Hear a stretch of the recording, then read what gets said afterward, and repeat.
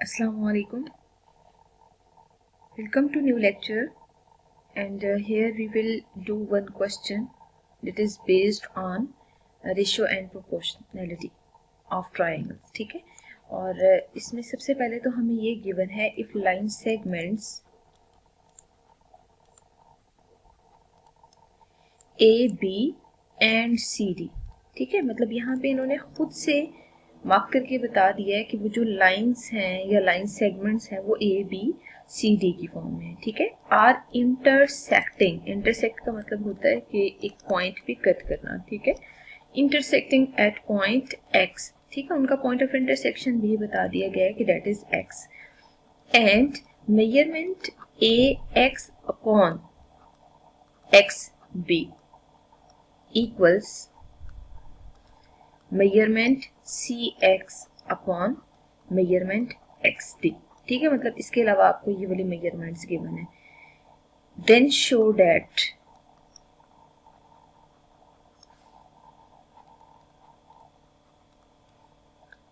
Triangle A X C and triangle B X D are similar. इसका मतलब ये है कि हमने अगर इस थ्योरम की स्टेटमेंट को वेरीफाई करना है तो हमने बेसिकली यहाँ पे इन दोनों में ना सिमिलैरिटी की कंडीशन प्रूव करनी है. ठीक है, अगर इन दोनों में हमने सिमिलैरिटी की कंडीशन प्रूव करनी है तो उसके लिए हमें सबसे पहले इन दोनों ट्रायंगल्स को कोरिस्पॉन्ड करके और कॉन्ग्रुएंट शो करना होगा. ठीक है,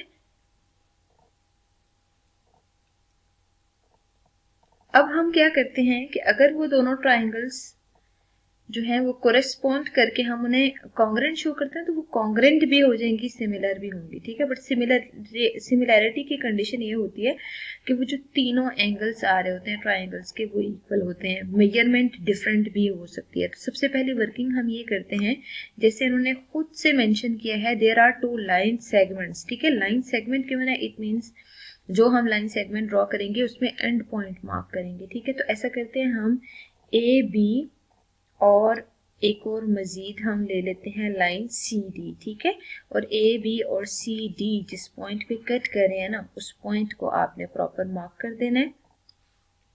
जैसे देखिए this is A, this is B. ठीक है, इस लाइन को आपने मार्क कर लिया है और उसके बाद सी और डी है. ठीक है, तो यहाँ पे आप सी मार्क कर दें और यहाँ पे आप डी मार्क कर दें. अब आप देखें यहाँ पॉइंट ऑफ इंटरसेक्शन जो आ रहा है वो x होना चाहिए. ठीक है, खुद यहाँ पे इन्होंने बताया है कि x is the point of intersection. अब आपने क्या करना है कि इसमें सबसे पहले गिवन टू प्रूव और कंस्ट्रक्शन लिखना होगा. ठीक है,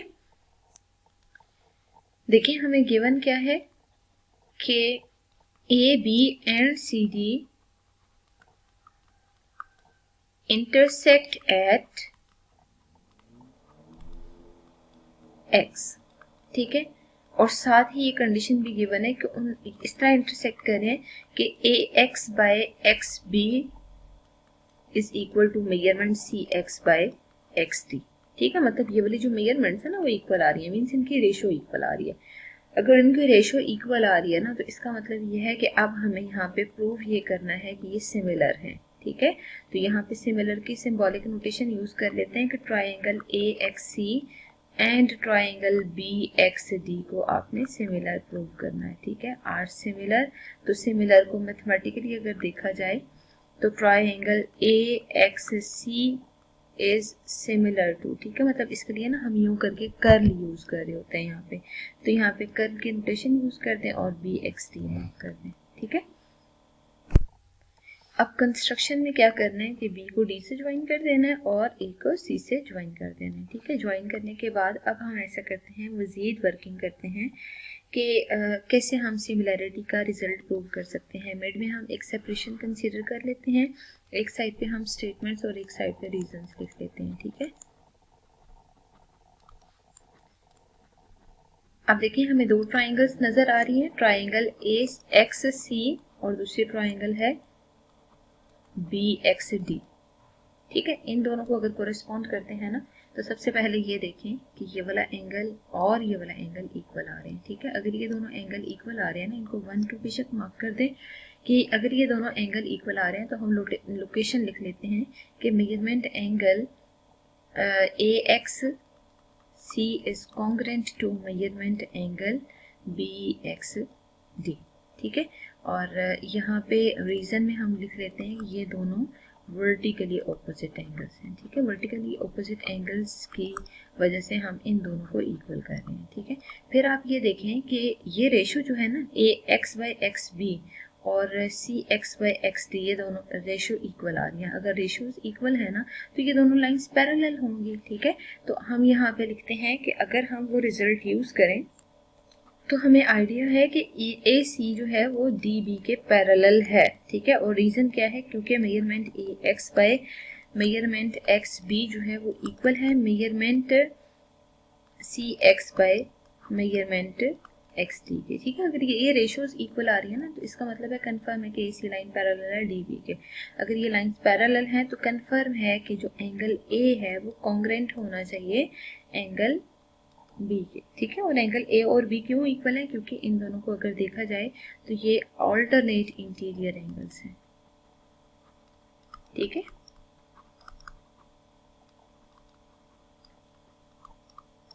अब हम यहाँ देखते हैं कि एंगल C और एंगल DB कॉन्ग्रेंट है, क्यों, क्योंकि इन दोनों को भी अगर देखा जाए तो ये भी ऑल्टरनेट इंटीरियर एंगल्स हैं, ठीक है। अब देखें अगर ये तीनों एंगल इक्वल हैं, जैसे यहाँ पे आप देख सकते हैं the first one is here, the second one is here and the third one is here, तो तीन एंगल्स इक्वल आ रहे हैं। अगर तीन एंगल्स इक्वल आ रहे हैं तो यहाँ पे हमारे पास angle angle angle postulate hold कर रहा है, ठीक है। अगर angle angle angle postulate hold करता है ना तो इससे हमें कंफर्म है कि ये जो दोनों ट्राइंगल्स हैं वो सिमिलर होंगी, कॉन्ग्रेंट नहीं होंगी बल्कि सिमिलर होंगी, ठीक है। तो बेसिकली हमने यही प्रूव करना था कि ये दोनों ट्राइंगल्स सिमिलर हैं। तो आप देख सकते हैं कि हमने एट द एंड जो लास्ट रिजल्ट वेरीफाई किया उससे हमें यही पता चला कि triangle AXC and triangle BXD are similar,